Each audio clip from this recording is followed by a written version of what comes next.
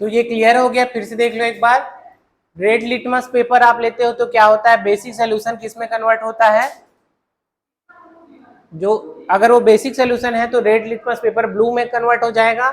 अगर आप blue litmus paper लेते हो तो अनिल का फॉर्मूला याद रखना, एसिड नीले लिटमस पेपर को लाल कर देता है या रेड लिटमस पेपर को ब्लू लिटमस पेपर को रेड कर देता है, तो वो सोल्यूशन एसिडिक सोल्यूशन होगा। तो यहाँ पर क्या हुआ कि ये जो सोल्यूशन था एसिडिक सोल्यूशन था, वो पता कैसे चला, हमने जब ब्लू लिटमस पेपर लिया तो वो रेड में टर्न हो गया। ठीक है, तो ये सोल्यूशन एसिडिक सोल्यूशन हुआ। यहाँ पर बेसिक सोल्यूशन है, कैसे पता चला, रेड लिटमस पेपर ब्लू हो गया, तो ये बेसिक सोल्यूशन। और तीसरा टेस्ट ट्यूब को चेक करने की जरूरत ही नहीं पड़ी, है ना, क्योंकि हमको बाकी दोनों टेस्ट ट्यूब में एसिडिक और बेसिक सोल्यूशन मिल गया। तो तीसरा सोल्यूशन डिस्टिल वाटर हो गया।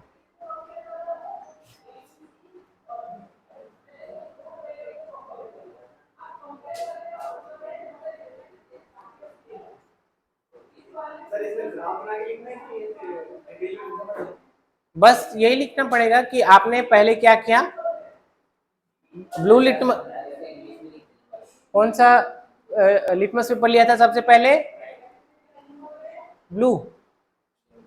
उसमें क्वेश्चन में देखो रेड लिया था, है ना, रेड लिटमस पेपर। ठीक है, रेड लिटमस पेपर लिया था, तो जिस सोल्यूशन में डालो, है ना, आप सब में उसको चेक करोगे, जो सोल्यूशन उसको ब्लू कर देगा वो बेसिक होगा। ठीक है, बाकी दोनों के लिए फिर एक ब्लू लिटमस पेपर लेना। ठीक है, अब देखते हैं acid and base in lab.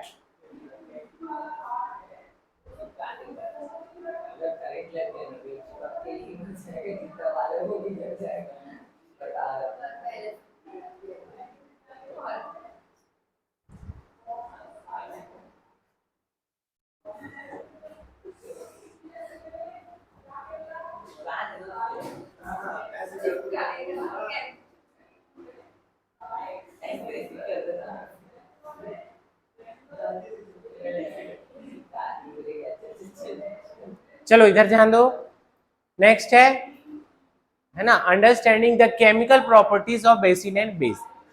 ठीक है, तो सबसे पहले देखेंगे acid and base in lab. आपको एक्टिविटी में क्या करना है, देखो आपको ये सब सॉल्यूशन कलेक्ट करने हैं साइंस लैब से। क्या क्या है, हाइड्रोक्लोरिक एसिड है, सल्फ्यूरिक एसिड है,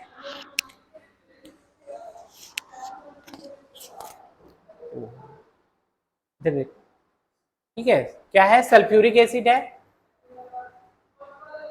नाइट्रिक एसिड है, एसिटिक एसिड है, सोडियम हाइड्रोक्साइड है, कैल्शियम हाइड्रोक्साइड है, पोटेशियम हाइड्रोक्साइड है, मैग्नीशियम हाइड्रोक्साइड है और अमोनियम हाइड्रोक्साइड है ना। सबका फॉर्मूला यहाँ पर दिया है, याद कर लेना। ठीक है, अब ये जितने भी यहाँ पर सॉल्यूशंस हैं उनका एक ड्रॉप को आपको क्या करना है,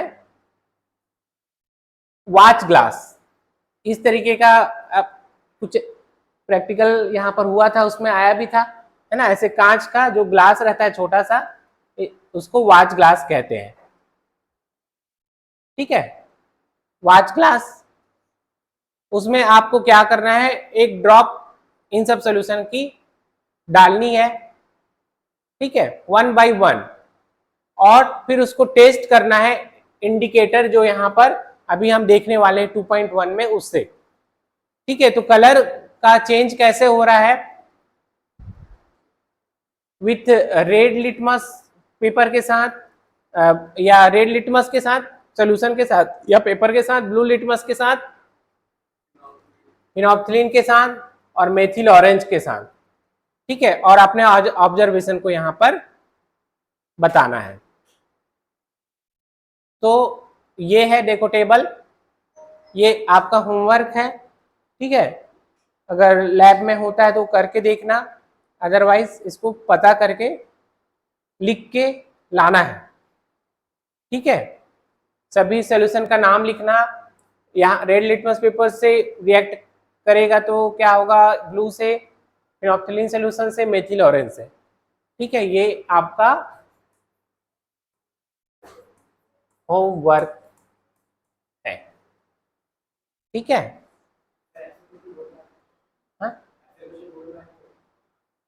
हाँ आप तो सीबीएसई वाले हो। ठीक है, तो क्वेश्चन को कितना घुमा फिरा के पूछता है सीबीएसई में। ठीक है, क्वेश्चन भी प्रैक्टिस करेंगे। इसके बाद ये सब इंडिकेटर जो है, ये सब इंडिकेटर्स हैं, red litmus paper, blue litmus solution, phenolphthalein solution, methyl orange solution. तो ये क्या बताते हैं? ठीक है,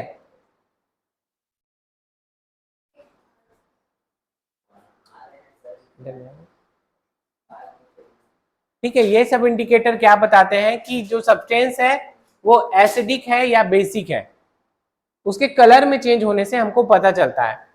कुछ सब्सटेंस ऐसे भी हैं जिसका ऑर्डर चेंज होता है, ऑर्डर मतलब स्मेल, ठीक है, चेंज होता है एसिडिक या बेसिक मीडिया में। तो इसको क्या कहते हैं? ऑल्फैक्टरी इंडिकेटर्स, है ना। नोज के थ्रू आपको स्मेल का पता चलता है या ऑर्डर का, तो ये जो ऑल्फैक्टरी लोब है आपका बॉडी का, वहां से पता चलता है, इसीलिए इसको ऑल्फैक्टरी इंडिकेटर्स कहते हैं। तो यहां पर कुछ देखो ट्राई किया है, एक्टिविटी 2.2 देखेंगे। आपको क्या करना है,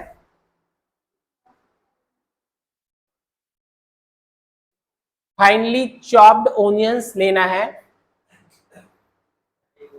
ना, किसमें? एक प्लास्टिक बैग में, और कुछ स्ट्रिप्स ऑफ क्लीन क्लॉथ लेना है। ठीक है, उसको